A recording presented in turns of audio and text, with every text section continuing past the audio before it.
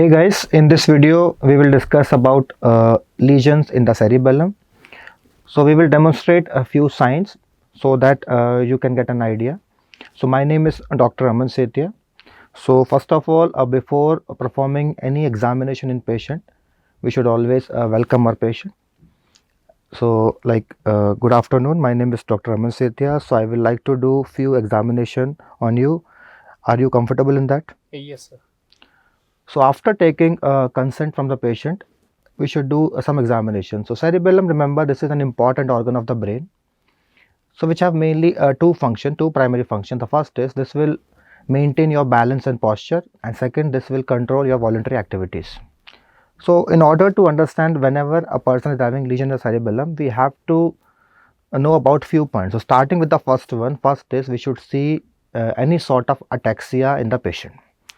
So to see this ataxia, what we are doing, we will tell the patient to stand by closing his feet together, and then we will see any type of swaying movement. A normal person normally can stand normally without any swaying movement. So can you please stand on your feet? Yes, sir. Can you please close your feet closer? So you can clearly see a person, normal person, when there is no involvement of cerebellum, he can clearly stand without any swaying movement. So make sure you are not performing a Romberg test, because a Romberg test is more of a test that is for sensory ataxia, not for cerebellar lesion. So this is about the first thing, that is we are checking for ataxia on standing. So the next test what we are doing, we are checking the patient ability to move in a straight line. That is called a tandem walking. So this will be the second test after ataxia, tandem walking. So would you like to help me? I want you to move on this line, on this straight line. Yes. So can you move on this straight line by using your heels and toes? So whenever a person is having no cerebral involvement, you can see normal person, he can clearly move without any swaying. So he can move with his heels and toe. But if a person, contrary to this, if you see, if a person who is having a cerebellar lesion, so suppose we don't have a patient there, so I will tell you, like a person who is having cerebellar lesion, he can't move on this straight line because he will have a swaying movement or he may fall. So this is, he cannot move in this straight line. About this is what we call tandem walking.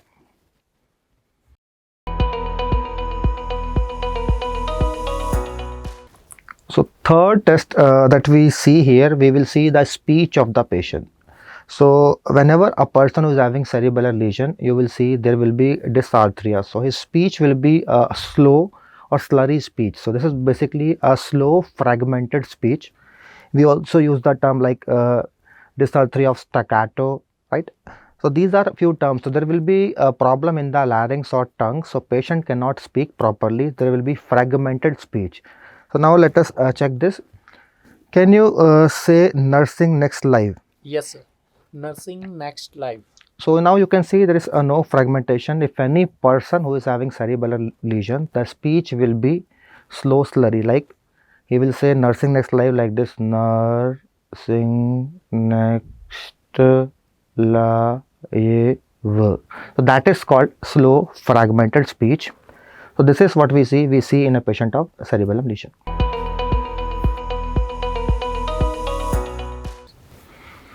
So fourth test, we will assess the patient whether he is having any sort of nystagmus or not.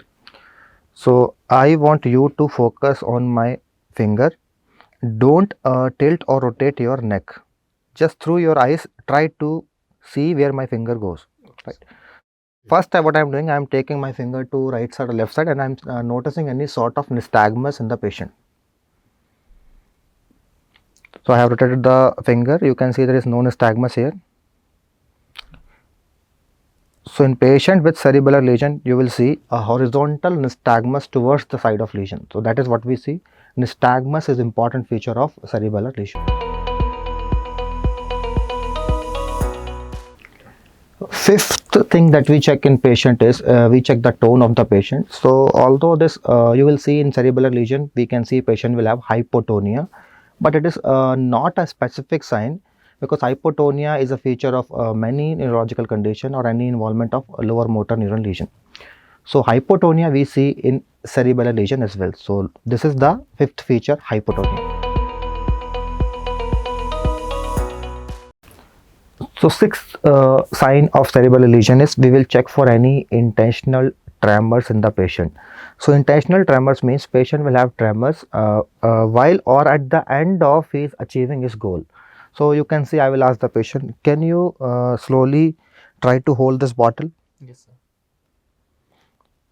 So this is like a normal person. You can see he can clearly hold the bottle. If you see any person with a cerebellar lesion, suppose if I show you a person who is having cerebellar lesion, they will develop, he or she will develop tremors towards the target whenever he is trying to achieve his target. So here I am trying to get my goal. You can see the tremors in my hand. This is what we say intentional tremors that we see in a patient with cerebellar lesion.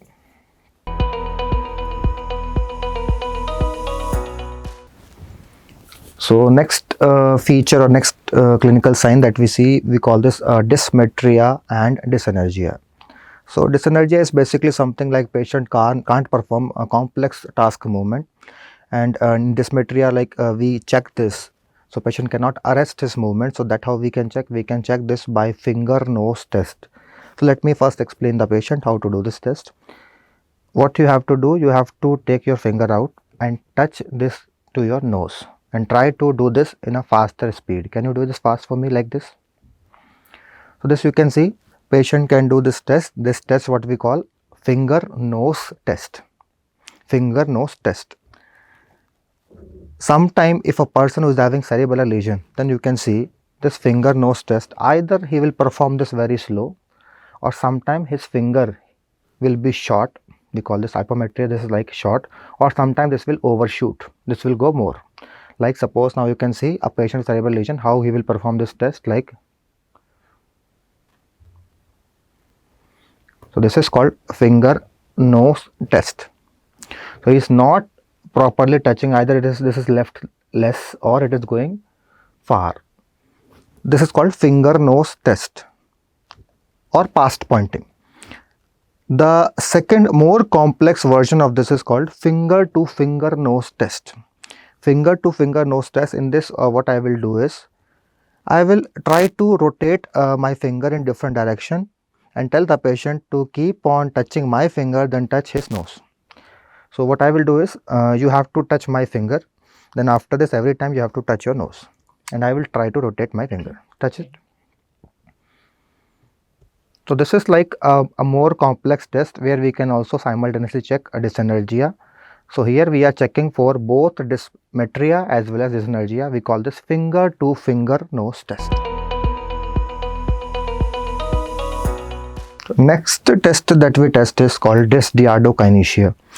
In this Diadokinacea, what we'll do is we will try the patient to do some rapid tap movement. So either he can tap on his thighs, or he can do a rapid tap movement like this, to and fro movement. So we can see how a patient can perform. Later on I will tell you how a patient with cerebellar lesion is performing this movement. So what you have to do, you have to tap like this, the palmar surface, dorsal surface. So you have to tap like this. Do this. So you can see the person can move this, so there is no cerebral involvement.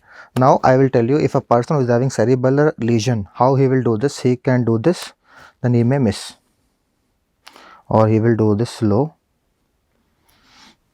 This is what we call this. We call this Diadokinacea.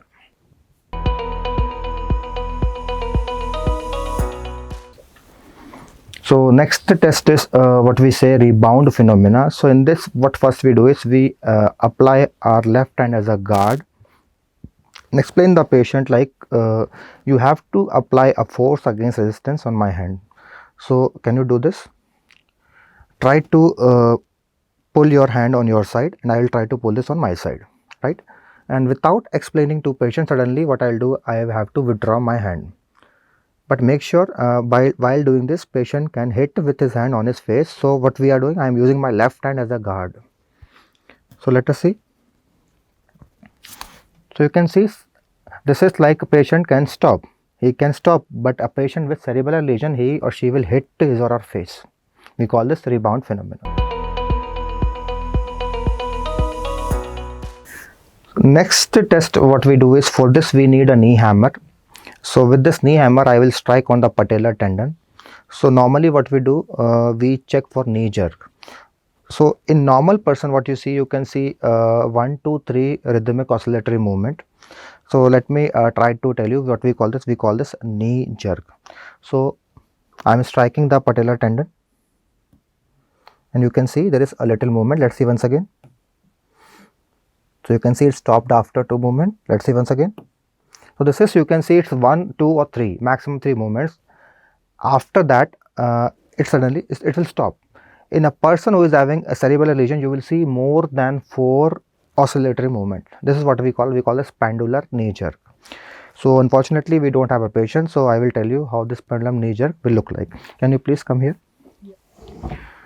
So suppose if strike with this knee hammer on my leg, on my knee, then you can see, if you see this 1, 2, 3, 4 or more, see once again, 1, 2, 3, 4. If you see more than 4 oscillatory movement, this is what we call pendular knee jerk, means it is moving like a pendulum.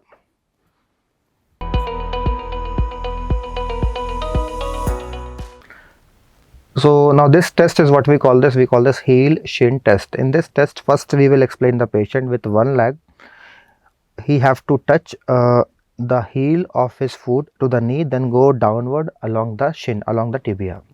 So can you touch your heel of right leg to the knee, then slowly go down along this part. Can you touch this leg, heel to this knee? Yes, sir. And can you go down? So you can see a normal person, he can perform this test. Can you do the same with other leg?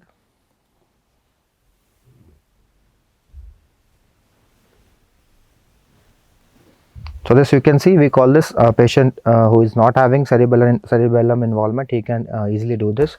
So this is about heel shin test.